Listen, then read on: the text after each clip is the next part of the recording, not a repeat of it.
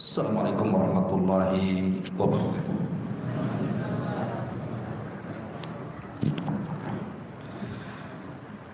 Alhamdulillah.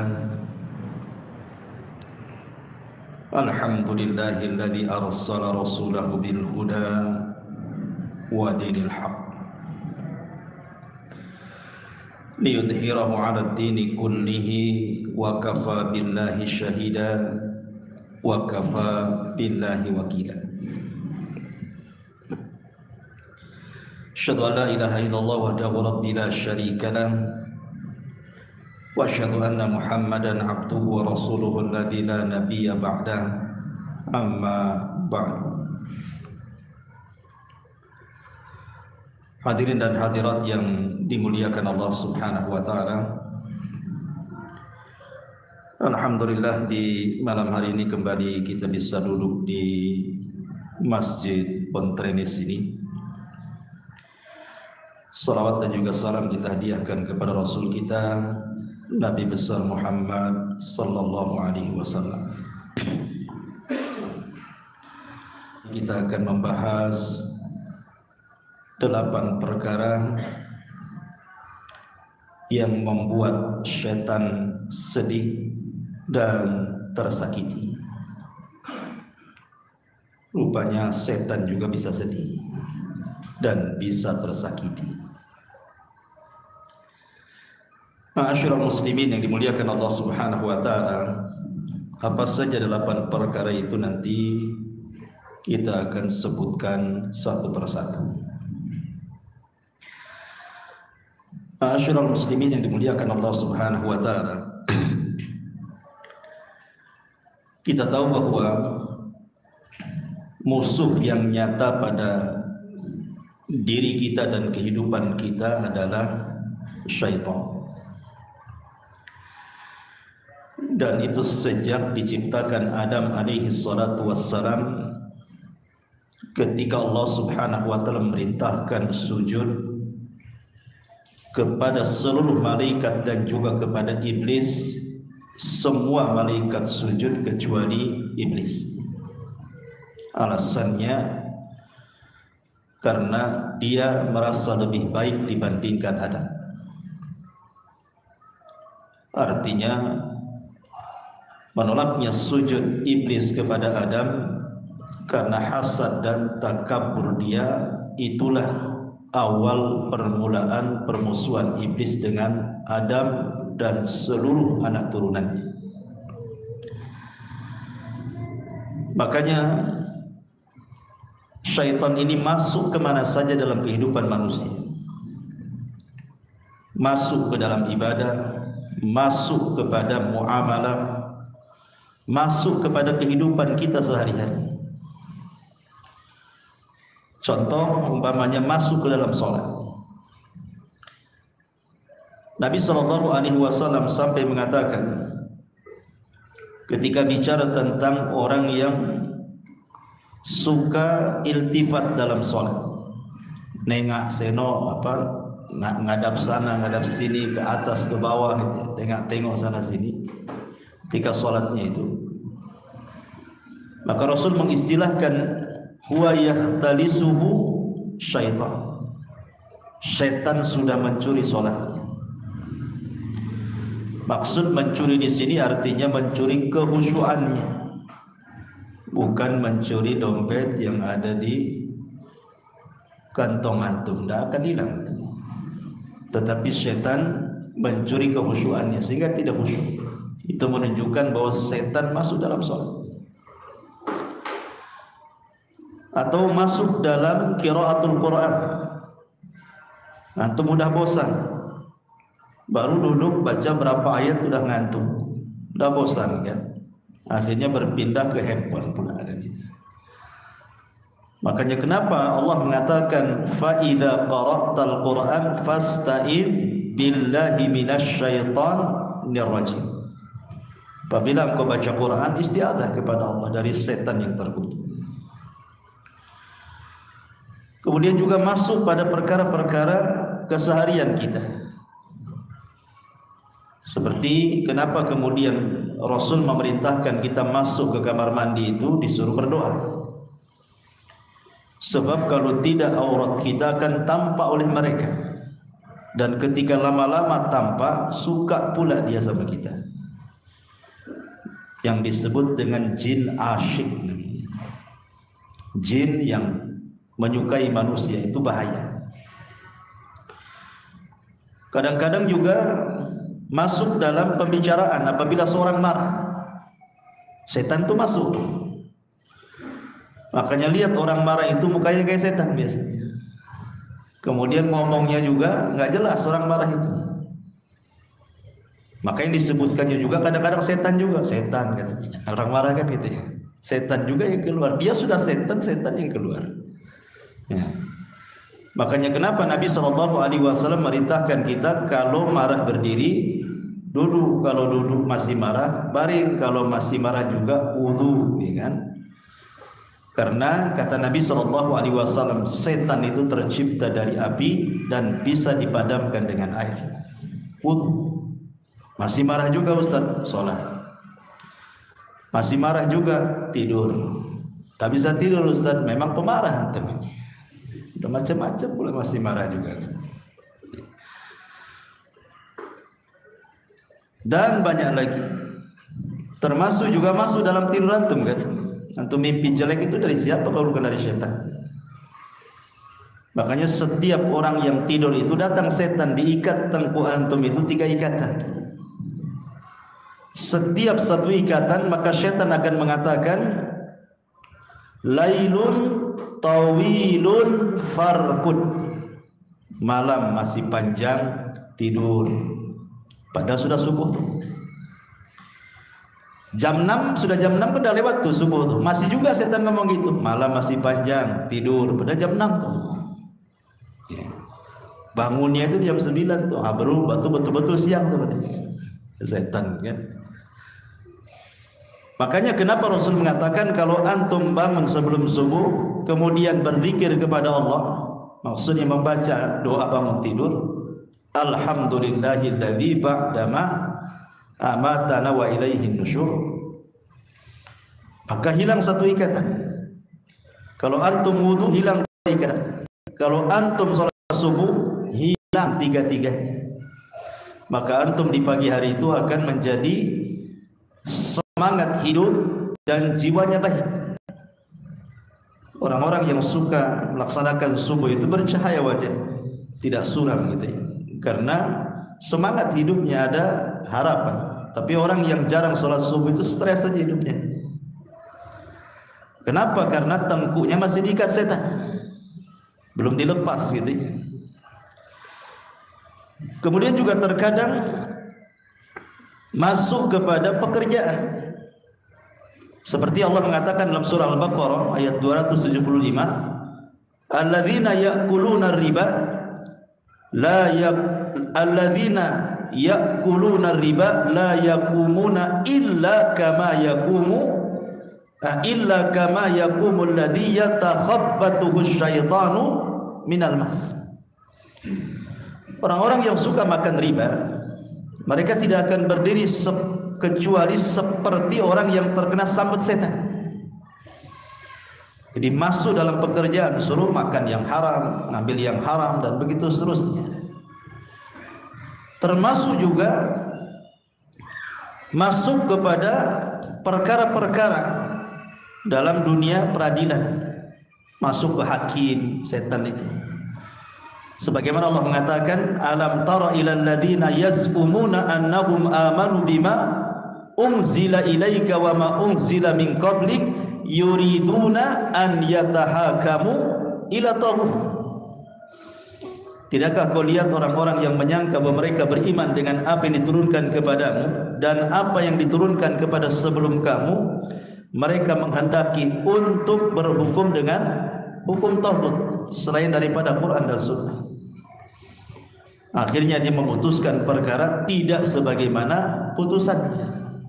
Makanya kenapa hakim itu ada 3, 1 di sorga, 2 di neraka. Yang di sorga adalah hakim yang tahu kebenaran kemudian berhukum dengan hukum kebenaran. Hakim ini di sorga nih kayak gini. Tapi ada hakim tahu kebenaran berhukum pula dengan kebatilan. Ini hakim di neraka, atau hakimnya jahil karena tidak tahu dia akhirnya berhukum dengan kebatilan, masuk neraka juga. Atau setan juga masuk kepada para ulama. Jangan salah, para ustadz, para ulama masuk juga setan ke situ. Makanya ulama itu terbagi tiga, kata para ulama. Ada namanya ulama usultah, ada ulama ul ummah, ada ulama ul millah namanya. Ulama sultah itu artinya ulama yang mengikuti kehendak penguasa. Kata penguasa berfatwa, berfatwa dia. Pokoknya apa yang dimaukan penguasa walaupun menentang, dengan dalil-dalil berfatwa dia. Yang penting dia dekat dengan penguasa. Nah, ini ulama su namanya. Ada namanya ulama ul ummah, ulama umat. Apa yang disukai umat, dia berfatwa. Yang penting umat suka. Yang penting dia dipuji umat, dibanggakan umat. Pokoknya dia ikut umat saja, maunya apa. Ini juga ulama su juga.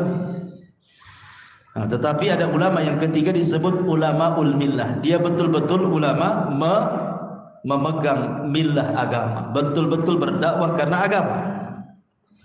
Apa yang disuruh agama itu yang didakwahkan, walaupun bertentangan dengan penguasa, walaupun bertentangan dengan umat.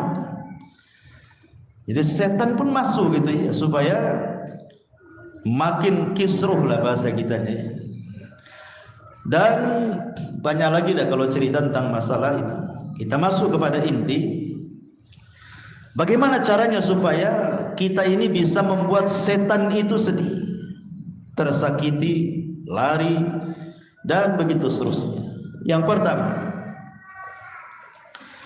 hadis dari Nafi' an-Nafi'in qala, dari Nafi dia berkata, kana Abdullah ibn Umar idza jalasa fi sholati wada'a yadayhi ala rukbatayhi wa asyara bi isba'ihi wa adbaha basarahu.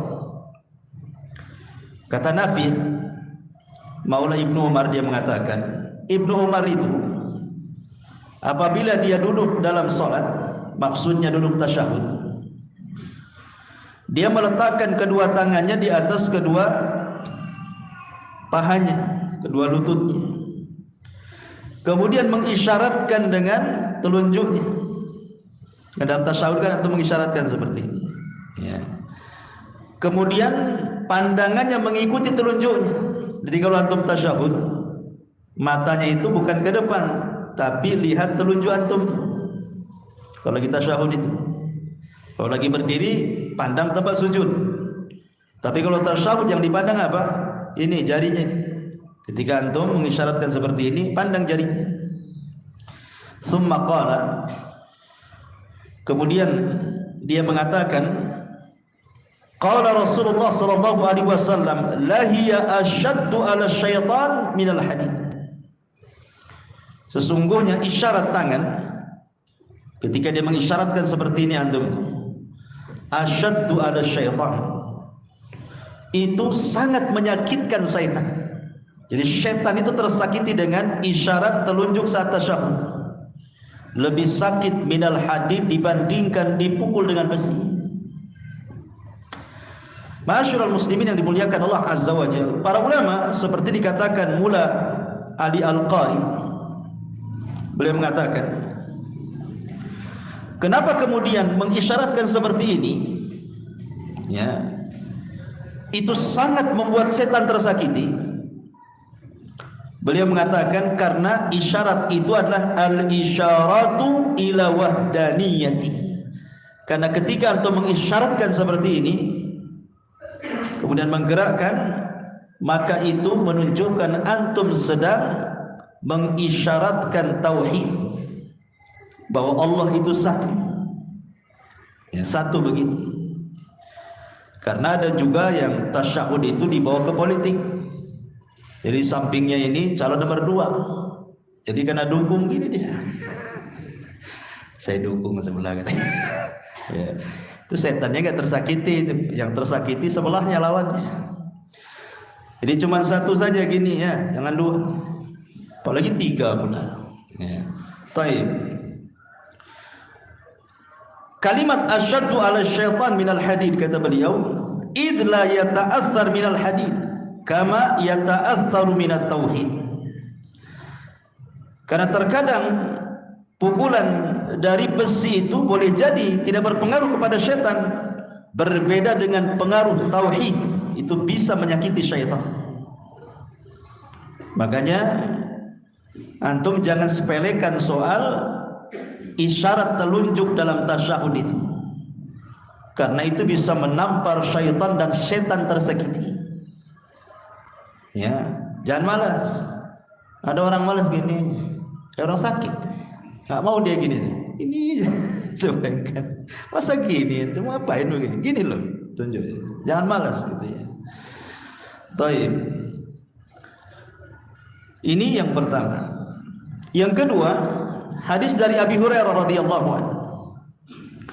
Nabi sallallahu alaihi wasallam bersabda, "Idza qara'a ibnu Adam as-sajdata fasajada, i'tazala asyaitanu yabki, yaqulu ya wailah, wa fi riwayatin ya waili, umira ibnu Adam bisujudi fasajada falahul jannah, wa umirtu bisujudi fa abaitu faliyan nar." Dari Abu Hurairah radhiyallahu anhu, Nabi sallallahu alaihi wasallam bersabda, apabila seorang anak Adam membaca ayat-ayat sajdah, dan ada sekitar kurang lebih 14 ayat dalam Al-Quran yang kalau kita membacanya kita diperintahkan untuk sujud atau dianjurkan sujud, baik dalam sholat atau di luar sholat, dan sujudnya disebut dengan sujud tilawah namanya. Ada sujud sahwi, ada sujud tilawah. Apabila anak Adam ini membaca ayat-ayat berkenaan dengan sujud tilawah, fasajada, dia pun sujud, maka syaitan akan menjauh dari orang itu, kemudian akan menangis. Setan akan nangis. Setan bisa nangis. Kemudian dia mengatakan ya wailah, celaka. Dalam riwayat ya waili, celaka aku. Umira ibnu Adam bisujudi fasajada falahul jannah. Lihat, anak Adam itu diperintahkan Allah untuk sujud, dia pun sujud, maka dia dapat surga katanya. Tetapi aku diperintahkan untuk sujud, fa abaitu, aku pun enggan sujud, faliyan nar, maka Allah hadiahkan neraka kepada. Habis itu dia, setan itu kemudian sedih, nangis. Jadi kalau ingin membuat setan nangis, tersiksa batinnya, perbanyak sujud. Caranya gimana? Ya banyak sholat lah, karena sujud kan kebanyakan dalam sholat. Perbanyak sholat sunnah. Sholat sunnah kan macam-macam itu. Perbanyak baca Quran, nanti juga akan melalui ayat-ayat yang berkenan dengan ayat-ayat sujud tilawah. Nah, begitu caranya kalau ingin membuat tersayat hatinya iblis dan syaitan itu. Banyak sujud. Ini perkara yang kedua. Perkara yang ketiga, hadis Jabir bin Abdullah radhiyallahu anhu. Nabi sallallahu alaihi wasallam bersabda, "Idza dakhala ar-rajulu baitahu fa dzakara Allah azza wa jalla inda dukhulihi wa inda ta'amihi, qala asy-syaitanu la mabita lakum wa la asha. Wa idza dakhala falam yadhkurillah inda dukhulihi qala asy-syaitanu adraktumul mabit. Wa illam yadhkurillaha inda ta'amihi qala asy-syaitanu adrakkumul mabit wal 'asha." Rawahu Muslim. Dari Jabir bin Abdullah radhiyallahu anhu, Nabi SAW bersabda, apabila salah seorang di antara kalian masuk ke rumahnya, kemudian dia mengingat Allah Subhanahu wa taala, baca basmalah, ucapkan salam, assalamualaikum, ketika dia masuk ke rumahnya. Wa inda ta'amihi, dan dia juga baca basmalah ketika makannya. Maka pimpinan setan akan mengatakan kepada setan-setan yang lainnya, la mabita lakum wala asya. Kalian tidak dapat tempat tinggal hotel di sini dan tidak pula ada makan malam di sini. Terpaksa kalian jadi gelandangan. Setan jadi gelandangan, nggak ada tempat tinggal, nggak ada makan. Apa nggak tersakiti, ikhwan? Coba antum jadi gelandangan, nggak ada rumah, nggak ada yang dimakan, apa nggak sakit antum? Tetapi kalau seandainya antum masuk rumah sudah tidak baca basmalah, tidak mengucapkan salam, ketika makan pula tak baca basmalah, maka ketua setan mengatakan, adrabtumul mabita wal asya. Kita ini ada hotel di sini, tak bisa nginap di rumah ini katanya. Dan ada makan-makan katanya. Lihat. Makanya kalau ingin menyakiti mereka, caranya apa? Masuk rumah, baca basmalah, ucapkan salam. Ustaz, nggak ada orang di rumah, istri itu tak ada juga. Nggak apa-apa, ucapkan salam saja. Nanti dijawab sama jin muslim. Gimana Ustaz kalau nampak pula dia? Waalaikumsalam. Enggak ada. Jin muslim itu tak menyakiti kita. Ya. Dia mau ngejawab salam karena setiap rumah pasti ada jin muslim kan itu ya. Ya, ucapkan salam itu enggak akan dengar, enggak perlu takut. Baik, ini perkara yang ketiga. Perkara yang keempat, an rajulin minas sahabati qala, ada seorang laki-laki dari sahabat Nabi sallallahu alaihi wasallam berkata, kuntu radifan Nabi sallallahu alaihi wasallam fa athartu dabatahu fa qultu ta'isha syaitan. Qala la taqul ta'isha syaitan fa innaka idza qulta dhalik ta'adham hatta mithla al-bait wa yaqulu bi quwwati saratuhu walakin qul bismillahi fa innaka idza qulta dhalika tasaghara hatta yakuna mithla dubabati. Seorang sahabat mengatakan, aku dibonceng oleh Nabi sallallahu alaihi wasallam. Maka ketika hewan tunggangan beliau lambat saat berjalan, tiba-tiba aku secara refleks mengatakan, celaka setan.